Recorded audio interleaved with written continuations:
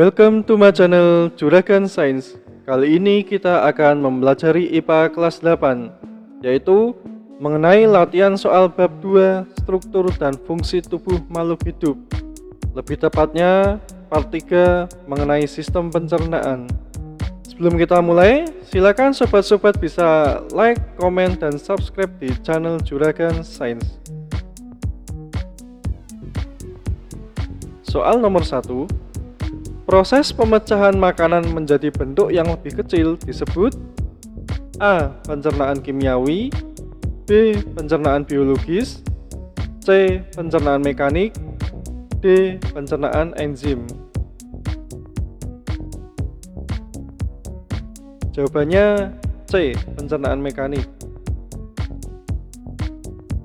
Pencernaan mekanik adalah proses pemecahan makanan menjadi bentuk yang lebih kecil. Pencernaan mekanik biasanya terjadi di dalam mulut dan lambung serta melibatkan pergerakan fisik yaitu otot. Pencernaan kimiawi adalah pengolahan makanan yang dibantu oleh suatu zat kimia yang disebut enzim. Sedangkan pencernaan biologis dan pencernaan enzim itu tidak ada. Soal nomor 2. Ketika kita mengunyah nasi di dalam mulut, pasti lama-kelamaan akan timbul rasa manis dari nasi tersebut. Mengapa hal itu terjadi? A. Terdapatnya saliva di dalam mulut. B. Terdapatnya enzim ptialin di dalam mulut. C. Terdapatnya enzim pepsin di dalam mulut. D. Terdapatnya enzim renin di dalam mulut.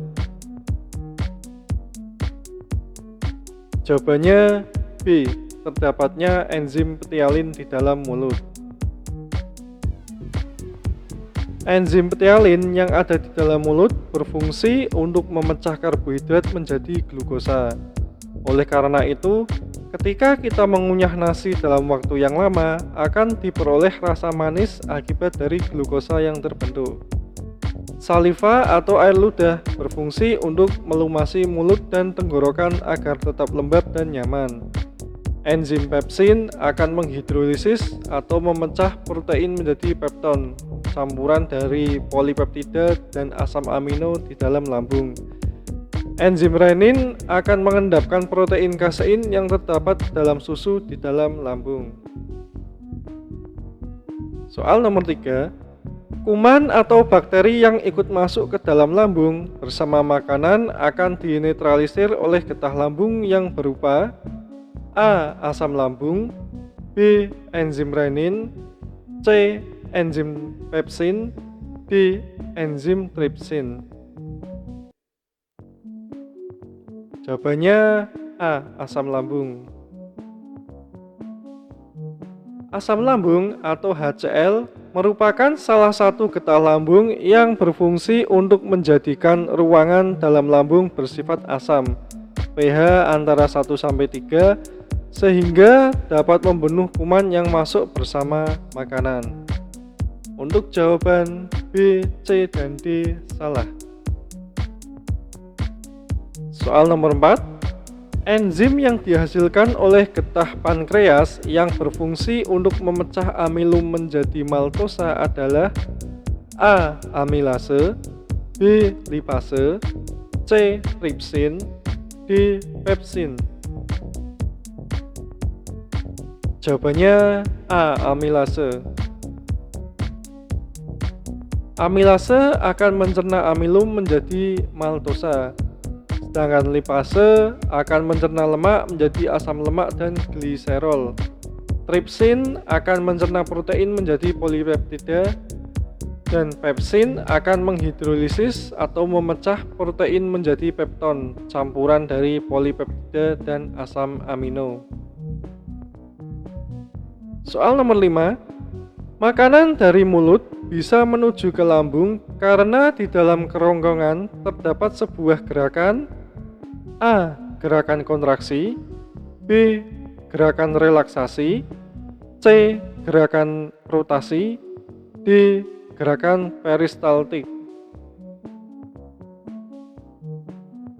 Jawabannya D. Gerakan peristaltik. Gerakan peristaltik merupakan gerak meremas dan mendorong makanan di dalam kerongkongan menuju lambung. Sedangkan gerakan kontraksi merupakan gerakan menegang yang terjadi pada otot.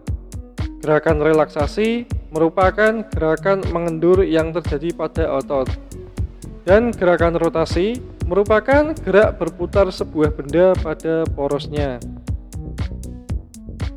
Soal nomor 6.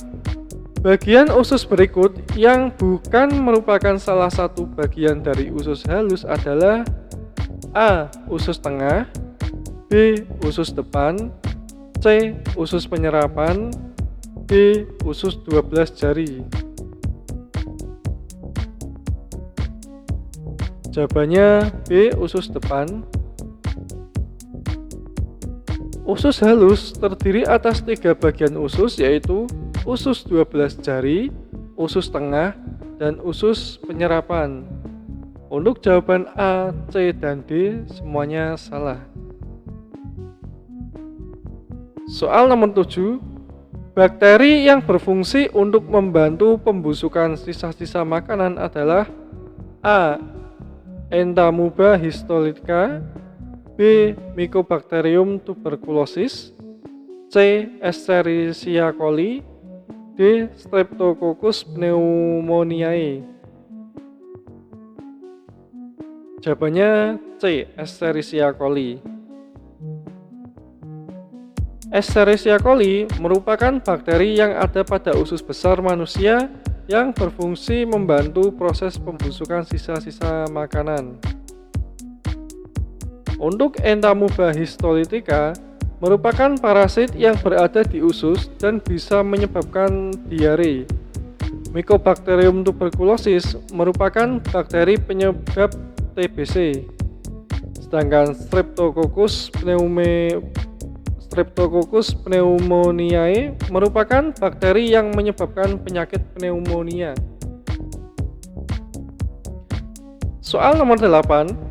Salah satu hormon yang dihasilkan pankreas yang berfungsi untuk mengatur kadar gula dalam darah ialah A. Hormon insulin, B. Hormon adrenalin, C. Hormon tiroksin, D. Hormon paratiroid. Jawabannya A. Hormon insulin. Untuk hormon adrenalin, fungsinya sebagai penghasil hormon yang nantinya akan digunakan oleh tubuh kita untuk mengontrol respon terhadap stres atau tekanan. Hormon tiroksin berfungsi mengatur metabolisme tubuh dan memelihara berbagai organ tubuh penting seperti jantung, otak, dan organ reproduksi. Sedangkan hormon paratiroid berfungsi sebagai pengatur kadar kalsium dalam darah serta berfungsi dalam proses pembekuan darah dan kontraksi otot. Soal nomor 9. Gangguan sistem pencernaan akibat dari produksi asam lambung atau HCl yang berlebih akibat pola makan yang tidak teratur, stres, dan makan makanan yang terlalu pedas atau asam disebut A. Obesitas, B. Diare, C. Konstipasi, D. MAH. Jawabannya D. MAH.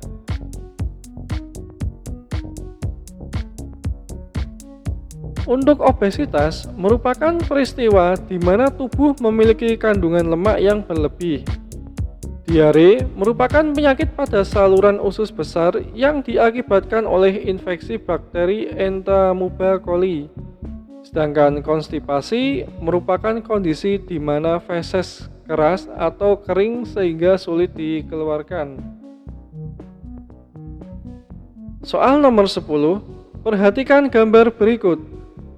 Agus memiliki seorang adik yang memiliki kebiasaan sering menahan buang air besar, tidak suka makan buah dan sayur, serta sedikit minum air putih. Kebiasaan tersebut dapat memicu munculnya penyakit. Jenis organ pencernaan yang berperan dan penyebabnya yaitu A. organ S karena infeksi pada organ tersebut yang diakibatkan oleh bakteri sehingga gerak peristaltiknya meningkat.